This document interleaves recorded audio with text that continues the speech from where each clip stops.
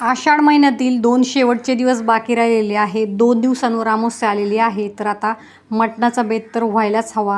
त्यासाठी आज आपण काळ्या मसाल्यातील मटण करणार आहोत. तर मी ते 2 कांदे घेतलेले आहेत आणि ते मी आता गॅसवर भाजून घेणार आहे. चांगले काळसर रंगावर ते आपल्याला भाजून घ्यायचे. या कांद्यांमुळेच आपल्या मसाल्याचा कलर खूप छान येतो. आता इथे मी कुकर घेतलेला आहे. त्यामध्ये आपण मटण टाकून घ्यायचं आणि ते स्वच्छ असं आपण 2 पाण्याने धुवून घ्यायचे. मटण स्वच्छ धुवून घेतलं की त्यामध्ये आपल्याला मसाले टाकून याला आपल्याला शिजत ठेवून द्यायचं आहे. आता हे जे मटण आहे ते मी 2 पाण्याने स्वच्छ धुवून घेणार आहे. नंतर मी ते धना पावडर घेतलेली आहे. धना पावडर आपल्याला यात टाकून घ्यायची आहे. त्याचबरोबर थोडीशी आपल्याला हळद पावडर टाकायची आणि चवीपुरतं मीठ टाकायचं आहे. मटण शिजण्यास वेळ लागतो. चिकन 2 ते 3 शिट्ट्यांमध्ये शिजतं, तसं मटण जे असतं त्याला शिजायला वेळ लागतो. म्हणून 5 ते 6 शिट्ट्या आपल्याला मटणाच्या घ्याव्या लागतात.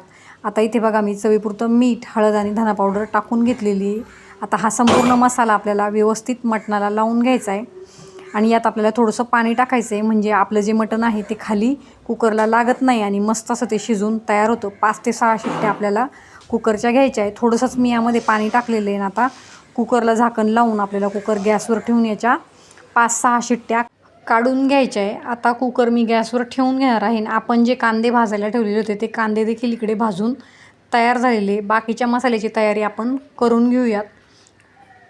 आता इथे मी एक खोबऱ्याची मोठी वाटी घेतलेली आहे. ती आपल्याला बारीक चिरून घ्यायची आहे, म्हणजे आपल्याला मिक्सरमध्ये वाटायला सोपं होतं. आता हे जे संपूर्ण खोबरं आहे ते मी चिरून घेतलेले आहे. त्याचबरोबर मी इकडे लसूण देखील घेतलेला आहे. मटण करताना नेहमी खोबरं आणि लसणाचा वापर जास्त करावा, म्हणजे आपलं जे मटण आहे ते चवीला खूप छान लागतं.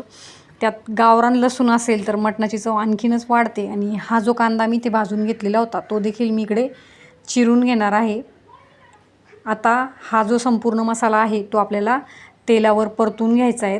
तर आता एक एक करून संपूर्ण मसाले मी तेलावर परतून घेणार आहे. इथे मी 5-6 लाल मिरच्या घेतलेल्या होत्या, त्या मी काळसर रंगावर भाजून घेतलेल्या आहे. त्याचबरोबर मी ते सुकं खोबरं जे चिरून घेतलेलं होतं त्यामध्ये मी थोडंसं तेल टाकून घेणार आहे आणि चांगलं काळसर रंगावर आपल्याला हे खोबरं भाजून घ्यायचं आहे.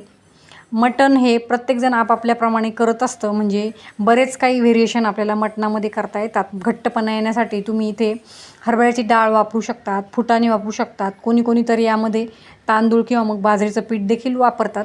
तर तुमच्या भागामध्ये तुम्ही मटण कसं करतात तर ते देखील मला कमेंटमध्ये सांगा. इथे कांदा, लसूण, संपूर्ण जे मसाले होते ते मी भाजून घेतलेले. त्याचबरोबर मी इकडे आता हरभऱ्याची डाळ घेतलेली आहे. डाळीने घट्टपणा येण्यास मदत होते. इकडे मी कोथिंबीर देखील चिरून घेतलेली आणि आपण जो भाजलेला मसाला आहे तो मिक्सरला टाकून घ्यायचा आणि पाणी टाकून त्याची छान अशी आपल्याला पेस्ट करून घ्यायची. इथे कढाईमध्ये मी थोडंसं तेल टाकलेलं आहे. तेल गरम झालं की त्यात आपल्याला कोथिंबीर टाकून घ्यायची आणि ती परतून घ्यायची. आता यातच मी काही मसाले टाकणार आहे, ज्यात मी हळद पावडर, लाल तिखट, गरम मसाला, माझ्याकडे कोल्हापुरी मसाला आहे तो देखील टाकून घेणार आहे. आणि हे संपूर्ण मसाले आपल्याला तेलामध्ये 1-2 मिनटासाठी परतून घ्यायचे. नंतर आपण जो मिक्सरला मसाला वाटून घेतलेला आहे तो मसाला आपल्याला यात टाकून घ्यायचा आणि चांगला तेल सुटेपर्यंत 4-5 मिनटांसाठी आपल्याला तो परतून घ्यायचा आहे. तर बघा आता हा जो मसाला आहे किती छान मस्त त्याची पेस्ट मी करून घेतलेली आहे तो यात टाकायचा आहे. तो व्यवस्थित तेलात मिक्स करून आता तेल सुटेपर्यंत मी 5 मिनटासाठी तो याच पद्धतीने परतून घेणार आहे. चवीपुरतं आपल्याला यात मीठ देखील टाकून घ्यायचं आहे आणि मीठ टाकताना आपल्याला थोडंसं लिमिटमध्येच टाकायचं आहे, कारण आपण मटण शिजताना देखील मीठ टाकून घेतलेलं आहे. नंतर आपण आपल्या चवीनुसार त्यात मीठ ॲड करू शकतो. याच पद्धतीने मसाला मी 5 मिनटानंतर परतल्यानंतर बघा त्याचा कलर किती चेंज झालेला आहे. मस्त असा ब्राउनिश तो बनवून तयार झालेला आहे. आता आपलं इकडे मटणही शिजून तयार आहे.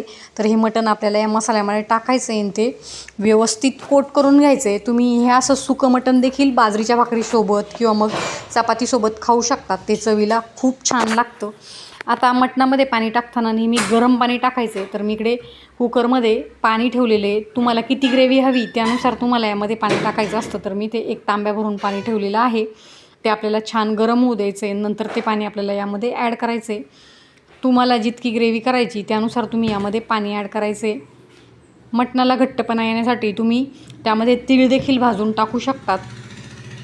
आता याच पद्धतीने आपल्याला हे झाकण ठेवून व्यवस्थित शिजून घ्यायचं आहे 10 मिनटांसाठी. छान अशी त्याला उकळी आली की वरतून आपल्याला कोथिंबीर टाकून घ्यायची आहे. बघा चवीपुरतं मीठ देखील मी इकडे ॲड केलेलं आहे. नंतर आपलं जे मटण आहे इथे 10 मिनटांनंतर शिजून तयार झालेलं आहे. मस्तपैकी वरतून आपण कोथिंबीर भुरभुरून घ्यायची आणि आपलं जे मटण आहे ते आपण सर्व करून घ्यायचं आहे. आता मटण झालं आहे म्हटल्यानंतर आपल्याला भाकरी व्हायलाच हव्यात, तर आपण मटणासोबत भाकरी देखील करणार आहोत. बघा किती छान असं आपलं हे मटण बनवून तयार झालेलं आहे. आता आपण इकडे भाकरी देखील करायला घेऊयात. त्यासाठी मी एक मोठं ताट घेतलेलं आहे. त्यामध्ये आपल्याला बाजरीचं पीठ टाकून घ्यायचं आहे आणि ते छान असं मळून घ्यायचं आहे. पीठ मळताना आपल्याला पाणी आपण जे घेतो ते तांब्यात न घेता अशा मोठ्या एखाद्या पातेल्यामध्ये घ्यायचं आहे, म्हणजे भाकरीला वरतून पाणी लावतानाही आपल्याला ते सोपं पडतं. थोडं थोडं करून आपल्याला पाणी टाकायचं आहे आणि हे जे पीठ आहे ते आपल्याला घट्ट असं मळून घ्यायचं आहे आणि याची आपल्याला भाकरी थापून घ्यायची आहे.